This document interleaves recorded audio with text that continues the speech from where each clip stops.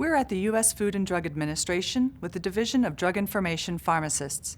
Today, they are discussing an ongoing safety review of EVAMIST and unintended exposure of children to topical estrogen. This is FDA Drug Info Rounds, a program by pharmacists for pharmacists. Did you see the recent announcement about EVAMIST, the topical estrogen spray used in women to reduce hot flashes during menopause? Yeah, I did. It said that FDA was reviewing reports of adverse events in children who had been unintentionally exposed to estrogen through skin contact with women who were using EVAMIST. The reported adverse events included some signs and symptoms of premature puberty in children. EVAMIST was approved by the FDA in 2007. Between initial marketing and June 2010, the agency became aware of 8 post-marketing cases of unintended exposure of children to EVAMIST. The children in the reports ranged from 3 to 5 years old. The reported adverse events were consistent with premature puberty in females, including development of breast buds and breast mass, and gynecomastia in males.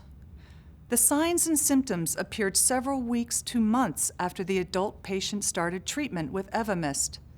Some cases reported symptom resolution after EVAMIST was discontinued, or preventive measures to avoid unintentional exposure of children were taken. FDA is continuing to review these reported adverse events to identify any factors that may have contributed to unintended exposure. FDA and the company are also evaluating ways to minimize this risk. This is a great opportunity for pharmacists to make an impact by counseling women on how to appropriately use EVAMIST and advise them on ways to mitigate the risk of unintentional exposure to children. You're absolutely right, Brenda. Pharmacists should tell patients who use EVAMIST that children should not make contact with any skin area where EVAMIST was applied.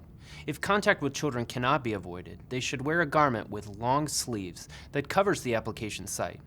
Pharmacists should also advise patients that if a child does come into contact with that area, the child's skin should be washed with soap and water as soon as possible. Additionally, pharmacists should encourage patients to read the patient package insert when picking up their prescription for EVAMIST. This will help them understand the potential risk of using EVAMIST. Those are good recommendations, Chris. Patients should also be instructed to contact the child's healthcare professional if the child begins to have nipple or breast swelling, tenderness, or breast enlargement. I also saw that adverse events in animals had been reported to FDA too. Interestingly enough, that's true because FDA also received reports of adverse events in animals. It's important to advise women using EVAMIST that they should not allow pets to lick or touch the arm where they sprayed EVAMIST.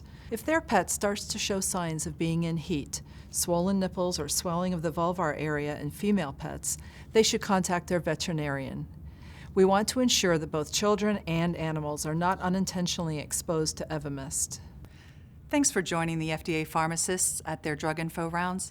This is our FDA program of pharmacists helping pharmacists educate consumers so they can make better medication choices.